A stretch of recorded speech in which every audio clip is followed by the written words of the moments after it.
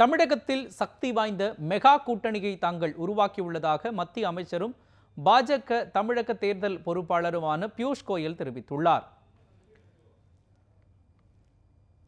அதிமுக கூட்டணி கட்சிகள் போட்டியிடும் தொகுதிகள் குறித்த ஆலோசனைக் கூட்டம் சென்னை அதிமுக தலைமை அலுவலகத்தில் நடைபெற்றது. இக்கூட்டத்தில் அதிமுகவின் ஒருங்கிணைப்பாளர் ஓ பன்னீர்செல்வம், இணை ஒருங்கிணைப்பாளர் எடப்பாடி பழனிசாமி ஆகியோரும், பாஜக சார்பில் மத்திய அமைச்சர்கள் பியூஷ் கோயல், பொன் ராதாகிருஷ்ணன் மற்றும் அதன் மாநில தலைவர் தமிழிசை சவுந்தரராஜன், பாமக சார்பில் கட்சித் தலைவர் ஜி.கே. மணி, முன்னாள் அமைச்சர் ஏ.கே. மூர்த்தி ஆகியோரும் கலந்து கொண்டனர். தேமுதிக சார்பில் துணை செயலாளர் சுதீஷ், தமிழ் மாநில காங்கிரஸ் கட்சி சார்பில் அதன் தலைவர் ஜி.கே. வாசன் உள்ளிட்டோரும் கலந்து கொண்டனர். இக்கூட்டத்தில் பேசிய மத்திய அமைச்சர் பியூஷ் கோயல், தமிழகத்தின் முதல்வர், துணை முதல்வரின் கடும் முயற்சியால் தமிழகத்தில் மெகா கூட்டணியை உருவாக்கியுள்ளோம் என்றும், இக்கூட்டணி சிறப்பான வெற்றி கூட்டணி எனவும் பெருமிதம் தெரிவித்தனர். தொடர்ந்து பேசிய துணை முதல்வர் ஓ பன்னீர்செல்வம், விரைவில் தொகுதிகள் ஒதுக்கீடு குறித்த விவரம் வெளியிடப்படும் என்றும் அறிவித்தார். சித்திரை திருவிழாவின் போது வாக்குப்பதிவு நடத்துவது தொடர்பாக தமிழக தலைமை தேர்தல் அதிகாரியிடம் மதுரை மாவட்ட ஆட்சியர் நடராஜன் அறிக்கை தாக்கல் செய்துள்ளார். மதுரையில் ஏப்ரல் 18ஆம் தேதி சித்திரை திருவிழா நடைபெறுவதால் மக்களவை தேர்தலை ஒத்திவைக்க வேண்டும் என அனைத்து கட்சி பிரதிநிதிகளும் வலியுறுத்தியிருக்கிறார்கள். இது தொடர்பாக தமிழக தலைமை தேர்தல் அதிகாரி சத்யபிரதா சாஹூவுக்கு மின்னஞ்சல் மூலமாக மாவட்ட ஆட்சியர் நடராஜன் அறிக்கை தாக்கல் செய்துள்ளார். சித்திரை திருவிழாவின் போது தேர்தல் நடத்த அனைத்து கட்சிகளும் எதிர்ப்பு தெரிவித்துள்ளதாகவும், ஏப்ரல் 18ஆம் தேதி சித்திரை விழா மற்றும் தேர்தல் நடத்துவதற்காக 12,000 காவலர்கள் நியமிக்கப்பட்டுள்ள நிலையில் கூடுதலாக 3,700 காவலர்களை நியமிக்க வேண்டும் என அறிக்கையில் குறிப்பிட்டுள்ளார். திருவிழா நடைபெறும் பகுதிகளில் உள்ள வாக்குச்சாவடிகளுக்கு வாக்குப்பதிவுக்கான கூடுதல் நேரம் ஒதுக்கீடு செய்யலாம் எனவும் அவர் யோசனை தெரிவித்துள்ளார். மேலும் கூடுதல் துப்புரவு பணியாளர்களை மாநகராட்சி நிர்வாகம் பணியமர்த்த வேண்டியுள்ளதாகவும் ஆட்சியர் நடராஜன் கூறியுள்ளார். சித்திரை திருவிழாவின் போது வாக்குப்பதிவு நடத்த கூடுதல் காவலர்களை நியமிக்க வேண்டும் என தமிழக டிஜிபிக்கும் மதுரை ஆட்சியர் வேண்டுகோள் விடுத்துள்ளார். இது தொடர்பாக அவர் எழுதியுள்ள குறிப்பாணையில், பாதுகாப்பு பணிக்கு 12,000 காவலர்கள் போதாது எனவும், மேலும் 3,700 காவலர்கள் தேவைப்படுவதாகவும் தெரிவித்துள்ளார். தமிழகம் மற்றும் புதுச்சேரியில் நாளை 10ஆம் வகுப்பு பொதுத் தேர்வு தொடங்குகிறது. மொத்தம் 12,546 பள்ளிகளில் இருந்து மொத்தம் 9,59,618 மாணவ மாணவிகளும் 38,176 தனித் தேர்வர்களும் தேர்வை எழுதுகிறார்கள். மொழிப்பாட தேர்வுகள் பிற்பகலிலும் ஏனைய பாடங்கள் காலையிலும் நடைபெறுகின்றன. 10ஆம் வகுப்பு பொதுத் தேர்வுக்காக தமிழகம் மற்றும் புதுச்சேரியில் 3,731 தேர்வு மையங்கள் அமைக்கப்பட்டுள்ளன. தேர்வின் போது மாணவர்கள் முறைகேடுகளில் ஈடுபடுவதை தவிர்க்க சிறப்பு கண்காணிப்பு பறக்கும் படைகள் அமைக்கப்பட்டுள்ளதாக அரசு தேர்வுகள் இயக்ககம் தெரிவித்துள்ளது.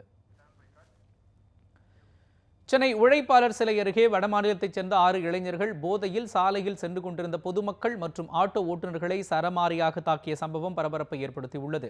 மெரினா கடற்கரை பகுதியில் மது போதையில் பொதுமக்களிடம் ரகளையில் ஈடுபட்ட வடமாநில இளைஞர்களை அப்பகுதி வழியாக சென்ற ஆட்டோ ஓட்டுநர் ஆனந்தன் என்பவர் தட்டி கேட்டுள்ளார்.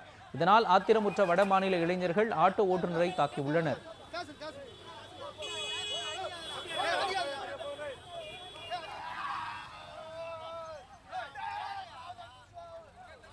தொடர்ந்து சம்பவ இடத்திற்கு விரைந்து வந்த போலீசார் அவர்களிடமிருந்து ஆட்டோ ஓட்டுநரை மீட்டு அரசு மருத்துவமனைக்கு அனுப்பி வைத்தனர். இதனையடுத்து வடமாநில போதை நபர்களை காவல்துறையினர் லேசான தடியடி நடத்தி குண்டுக்கட்டாக வாகனத்தில் ஏற்றிச் சென்றனர். இதனால் அப்பகுதியில் சிறிது நேரம் பரபரப்பான சூழ்நிலை நிலவியது. தொடர்ந்து அவர்களிடம் காவல்துறையினர் விசாரணை மேற்கொண்டு வருகிறார்கள்.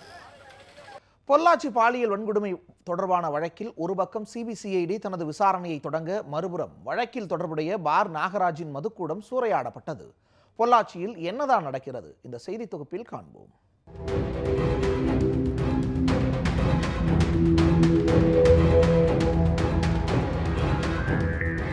பொள்ளாச்சி பாலியல் வன்கொடுமை தொடர்பான வீடியோ காட்சிகள் வெளியாக தமிழகமே அதிர்ச்சியில் உறைந்தது. நூற்றுக்கணக்கான இளம் பெண்களை மிரட்டி ஆபாச வீடியோக்கள் எடுக்கப்பட்ட சம்பவம் தமிழகம் முழுவதும் கொந்தளிப்பை ஏற்படுத்த மாணவர்கள் வீதிகளில் இறங்கி போராட்டத்தில் ஈடுபட்டுள்ளனர். இந்த வழக்கை சிபிசிஐடிக்கு மாற்றி தமிழக அரசு உத்தரவிட்டதை தொடர்ந்து பொள்ளாச்சி கிழக்கு காவல் நிலையத்தில் இருந்த விசாரணை ஆவணங்களை இன்று சிபிசிஐடி போலீசார் பெற்றுக் கொண்டனர். இளம் பெண்கள் பாலியல் வன்கொடுமைக்கு ஆளாக்கப்பட்ட பின்னணியை விசாரிக்க சிபிசிஐடி ஐஜி ஸ்ரீதர் மேற்பார்வையில் கண்காணிப்பாளர் நிஷா பார்த்திபன் தலைமையிலான 5 பேர் கொண்ட சிபிசிஐடி போலீசார் இந்த விசாரணையை தொடங்கியுள்ளனர். இப்பதான் விசாரணையை தொடங்கியிருக்கோம். அதுங்காட்டியுமே நீங்க வந்து எத்தனை எதிரிகள் எவ்வளவு பேர் இருக்காங்கிறதெல்லாம் ஆரம்ப கட்ட விசாரணையில இந்த இவ்வளவு டீட்டெயிலும் சொல்ல முடியாது. விசாரிச்சிருக்கோம். போக போக என்னங்கிறத விசாரணையில தான் எத்தனை பேர் சம்பந்தப்பட்டிருக்காங்க என்னங்கிறது தெரியும். புலன் விசாரணையில எங்க பாணியில வந்து கஸ்டடி அக்யூஸ்டுகளை கஸ்டடி எடுத்து விசாரிக்கிறது ஒரு உண்டு. கண்டிப்பாக அதையும் நாங்கள் செய்வோம். இத்தகைய சூழ்நிலையில் பொள்ளாச்சி பாலியல் வன்கொடுமை விவகாரத்தில் தொடர்புடைய பார் நாகராஜனின் மதுக்கூடம் சூறையாடப்பட்டது. மதுக்கூடத்தில் அதிரடியாக நுழைந்த பொதுமக்கள் பார் நாகராஜனின் மதுக்கூடத்தில் இருந்த மது பாட்டில்களை அடித்து நொறுக்கினர்.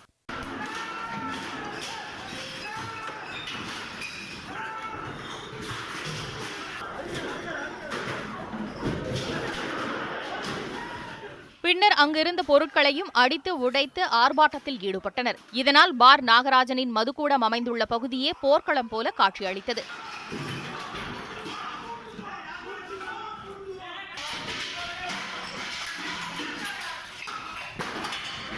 இதனிடையே பொள்ளாச்சி பாலியல் வன்கொடுமை சம்பவம் குறித்து உரிய விளக்கம் அளிக்க தமிழக டிஜிபிக்கு தேசிய மகளிர் ஆணையம் நோட்டீஸ் அனுப்பியுள்ளது. பாலியல் வன்கொடுமை குற்றவாளிகள் மீது எடுக்கப்பட்டுள்ள நடவடிக்கை குறித்து விரிவான அறிக்கை தாக்கல் செய்யுமாறு தமிழக டிஜிபி ராஜேந்திரனுக்கு தேசிய மகளிர் ஆணையத்தின் தலைவர் ரேகா சர்மா வலியுறுத்தியுள்ளார். செய்திப்பிரிவு நியூஸ் 7 தமிழ். பொள்ளாச்சி பாலியல் வன்கொடுமை சம்பவத்தில் ஈடுபட்ட குற்றவாளிகளுக்கு கடுமையான தண்டனை வழங்க கோரி தமிழகம் முழுவதும் பல்வேறு இடங்களில் கல்லூரி மாணவர்கள் போராட்டத்தில் ஈடுபட்டனர். சில இடங்களில் அனுமதியின்றி போராட்டத்தில் ஈடுபட்ட மாணவர்களை போலீசார் வலுக்கட்டாயமாக அகற்றினர். தமிழகத்தையே அதிர்ச்சியில் உறைய வைத்த பொள்ளாச்சி பாலியல் வன்கொடுமை சம்பவத்திற்கு நீதி கேட்டு தமிழகத்தின் பல்வேறு பகுதிகளில் மாணவ மாணவிகள் தீவிர போராட்டத்தில் குதித்துள்ளனர். பாலியல் விவகாரத்தில் சம்பந்தப்பட்ட அனைவரையும் கைது செய்ய கோரி பொள்ளாச்சியில் பாலக்காடு சாலையில் போராட்டத்தில் ஈடுபட்ட மாணவர்களை காவல்துறையினர் குண்டுக்கட்டாக தூக்கி அப்புறப்படுத்தினர். அப்போது காவல்துறையினருக்கும் மாணவர்களுக்கும் இடையே சிறிது நேரம் தள்ளுமுள்ளு ஏற்பட்டது. 300க்கும் மேற்பட்ட மாணவ மாணவிகள் காவல்துறையினருக்கு எதிராக முழக்கமிட்டனர். பின்னர் போராட்டத்தில் ஈடுபட்ட மாணவர்களை காவல்துறையினர் கைது செய்ய முயன்றபோது அவர்களை கைது செய்ய விடாமல் மாணவிகள் அரண் போன்று நின்று முழக்கம் எழுப்பியதால் பரபரப்பு நிலவியது.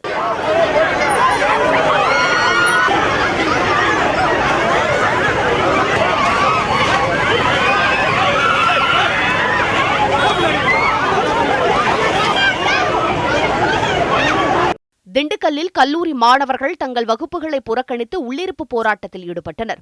திண்டுக்கல்லில் உள்ள பழனி சாலையில் பொள்ளாச்சி பாலியல் குற்றவாளிகளை கண்டித்து தனியார் பொறியியல் கல்லூரி மாணவர்கள் 300க்கும் மேற்பட்டோர் போராட்டத்தில் ஈடுபட்டனர். பொள்ளாச்சி பாலியல் வன்கொடுமை வழக்கில் உரிய நடவடிக்கை எடுக்க கோரி மதுரையில் சட்டக்கல்லூரி மாணவர்கள் போராட்டத்தில் ஈடுபட்டனர். வகுப்புகளை புறக்கணித்த 100க்கும் மேற்பட்ட மாணவர்கள் சட்டக்கல்லூரியிலிருந்து மாவட்ட நீதிமன்றம் வரை பேரணியாக சென்றனர். இன்னுமே கூட ஒரு பெண்ணை ஈவ்டீசிங்கோ அதாவது பாலியல் ரீதியாக துன்புறுத்தினாவோ 3 வருஷம் வரைக்கும் தான் தண்டனை இருக்கு. அதை 10 வருஷமா ஆகணும்னு சொல்லி கேட்டுக்கிறோம். இது சட்டக்கல்லூரி மாணவர்களுடைய இந்த வகுப்பு புறக்கணிப்புடைய ஒரு தீர்மானமா இதை கொண்டு போயிட்டு இருக்கோம். காரைக்குடி அழகப்பா அரசு கலைக்கல்லூரியைச் சேர்ந்த 100க்கும் மேற்பட்ட மாணவர்கள் வகுப்புகளை புறக்கணித்து கல்லூரி வாயில் முன்பு அமர்ந்து முழக்கங்களை எழுப்பினர். போராட்டத்தின் போது காவல்துறையினருக்கும் மாணவர்களுக்கும் இடையே வாக்குவாதம் மூண்டது. இதையடுத்து 7 பேரை காவல்துறையினர் கைது செய்தனர்.